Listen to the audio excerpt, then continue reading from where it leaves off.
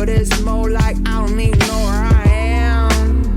Ooh, baby, get hyped to the Gentlemen, beat. welcome to the next episode of the Woah Show. We're running a new era here at the Woah Show. What is this? I think episode 10. I've lost count already. I think I'm about to run out of fingers on my hands, but we are officially with a title sponsor for the Woah Show. Every episode for the 2024 season will be sponsored by Great Lakes Speed Shop. Let Bud in the gang get you real fast for the season. They do a whole bunch over there. I'm actually just learning more and more about both sides of their business that they do.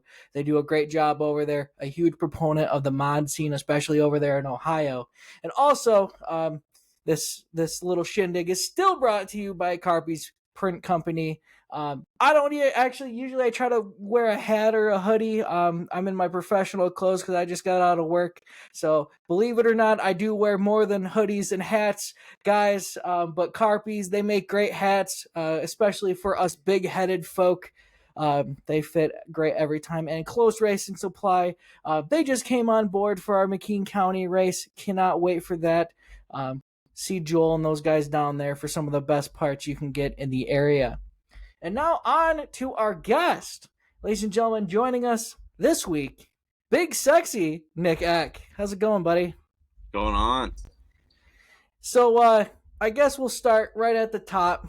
This year we have our first ever super late model Woah Nellie production driver, and that's going to be the guy right here, Nick Eck.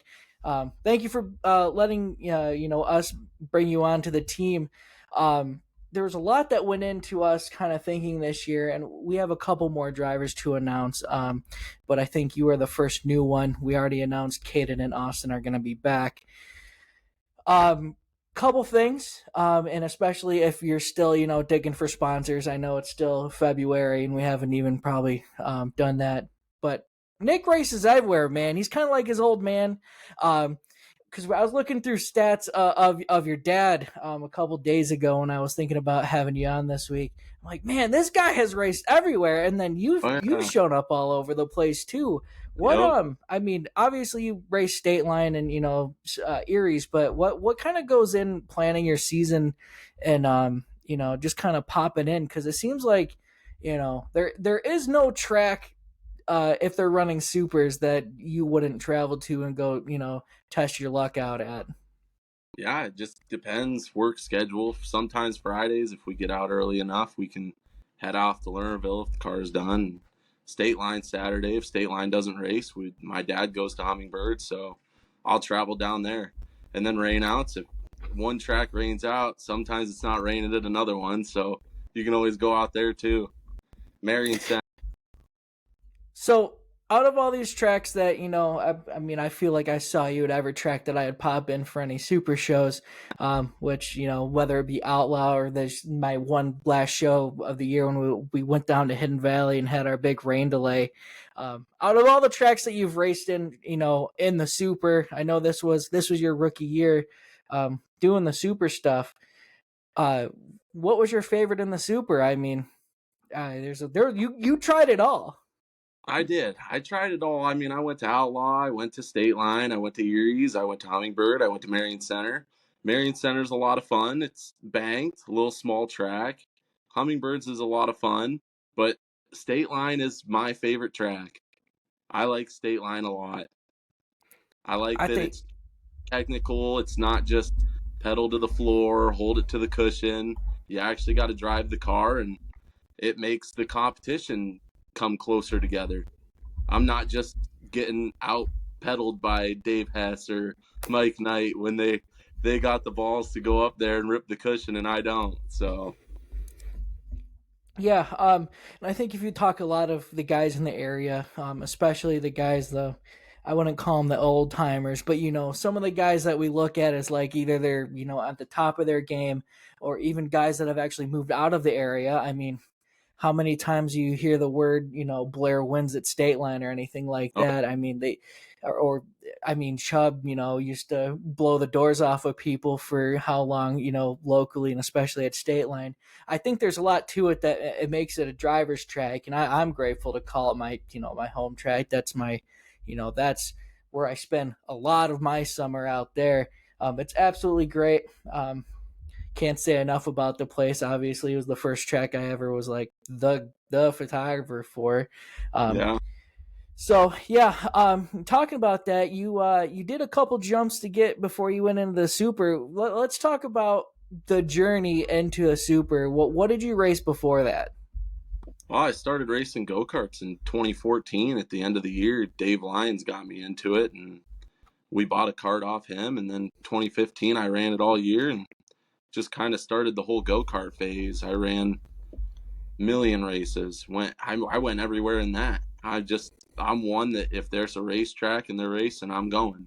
I'm not gonna sit home on a Saturday night if somebody's racing out there. But I started racing go-karts and I raced those all the way till about 2019, and then I met Jess and she was racing Challengers, so her dad had another car and I figured why not give that a shot. So I ran Challengers for about 2 years. Then I took I took a year off, just helped her, and my dad came up with this deal with Dave Mars, and he had a car and said that he had motors and stuff. My dad needed a motor, so they teamed up together. He had a car, had other motors, and we put the car together, and that's how the whole deal became about with the Super.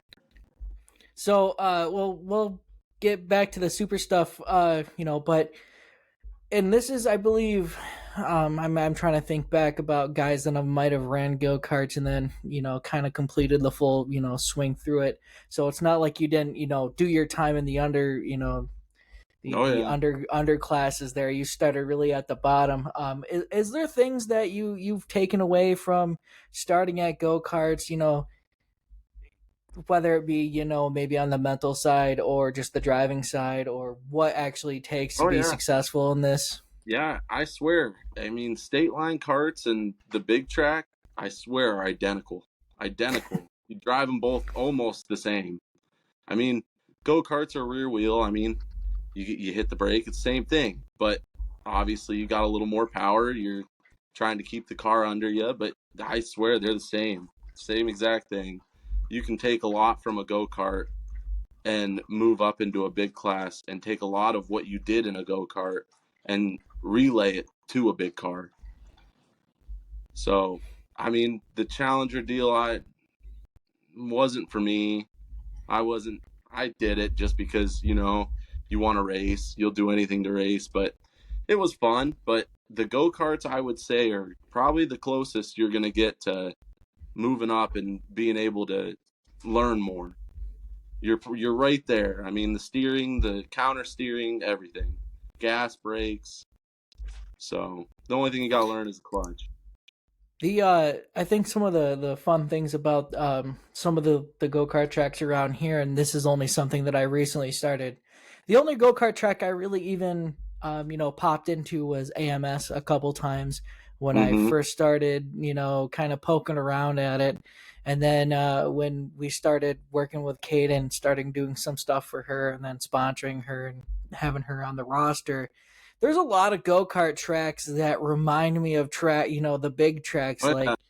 if you Oh yeah. look at what's it down there in Pittsfield is Yep. literally freedom. Like Oh yeah. maybe a little less banking, but they still hit the wall coming out of Ford just as good. Yep. Um, Yep.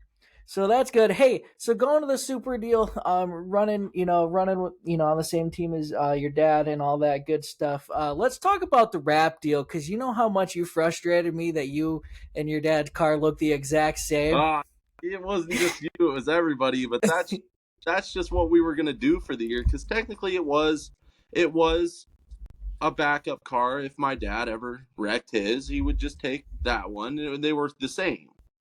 But this year probably be a lot different. I mean, they won't look the same this year. So we had a lot of complaints about it. Dude, Not so much tracks, surprisingly. Surprisingly, I mean, we got transponders, so they didn't care too much. Some of them made me put an E on it, but a lot of them didn't bother us. yeah, they're especially at Hidden Valley, and I'm like, is that Nick? Is that no? Because you guys ran next to each other. I think at Oh Freedom yeah, too, you guys ran neck and neck with each other too, and I'm like, You guys, you guys got to make it hard on all of us. Erie's was the same way. Seemed like we were always right next to each other. Well, I mean, let's touch on that too. I mean, running with your dad at some of these tracks, I know that he runs Hummingbird on Saturdays and you run up here, but when you get the chance to share the track with your dad, what does that mean to you? Oh, it means a lot. I mean, it's what every kid dreams of. I mean, he's been doing it my whole life, so to be able to go out and race with him with however long he's going to do it left is awesome. Yeah, and I mean, I love seeing both of you guys at the track too. We always try to stop at the trailer. I mean, he share all the speed secrets yet, or has he still got some tricks up his sleeve he's still holding on to? Oh, geez, he ain't got no speed secrets.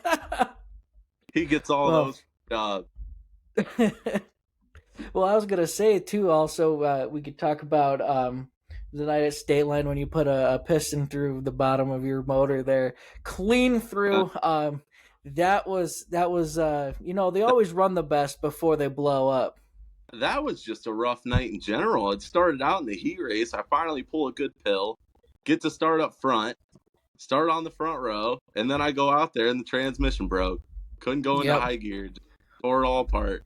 Go in the pits, go find a transmission, put it in, and go out there and start moving through the field, and then that happened. So I guess that's racing. Well, we got our fireworks show that night at least, though. So that was fantastic. Hey, before we wrap this up and get on our merry way, make sure thank all your sponsors, everybody that makes all this happen. Yeah, actually, this year we got a couple new ones too. So from last year, we got coming back Okies Automotive, Mark Lawrence, him and his dad, they're awesome. Dan Marshall Motorsports, he's awesome. He's coming back with us this year. We got CFR, Chubb, Boom, Brakes Transport. We got a new one this year, Hetrick Roofing, Kyle Hetrick. We got a new one on the filler panel, The Lab, out in Buffalo, Mike Jimerson. Lindsay Green's Crafts. I think that's it. And Woah Nellie Productions. And Woah Nellie Productions this year. Brand. It'll be fun to. Rough Baggers Cornhole too. Oh yeah, they're that's the cornhole league that you guys. My cornhole, Judd. You and my father is big into cornhole, so every time I hear you guys are playing each other or something, I'm always getting messages like, I'm like, you guys. Every Tuesday night. So what's your 2024 plans look like? I know it's early, especially for I know some guys start their season early, start traveling down south. Some of the guys, but where are you guys aiming to start your season and looking at some tracks around here? The same as last year, really. I mean, April, they added the Chiller Thriller, going to run late models. So, I mean, if it's a nice day out, it's April, beginning of April, so you know how that goes. But if it's nice out, we'll go down there. That'll be the start. And then Lernerville is opening night is April 19th, I think. So we'll be there. And then once State Line Nearies open up, it'll be game on from there. We got we're probably going to go to the Firecracker again this year. That was a lot of fun last year.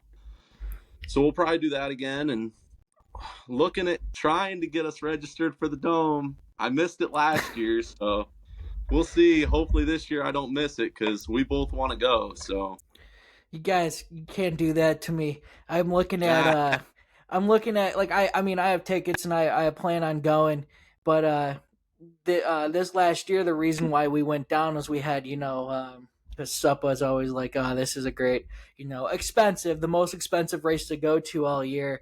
But I'm like, I got to come see Ryan Montgomery put on a show. And then you had Jason Knowles representing the New York area really good. But I think there's a lot of late model talent around this area that if they really, they had the chance to get out there, they would put on a show. I mean, I say it all the time. I think we have the best regional competition around. I name another region that the World of Outlaws or the Lucas comes in, and I mean we got people that actually compete and win. Dave Hess has won them. Max has won them. I know he's running series now, but he's won them. I mean, it's hard for guys like me to go to state line and try to run with those guys. I had a couple moments. I mean, I had that 5th place at state line. That was cool, but I didn't really give myself many chances to do it.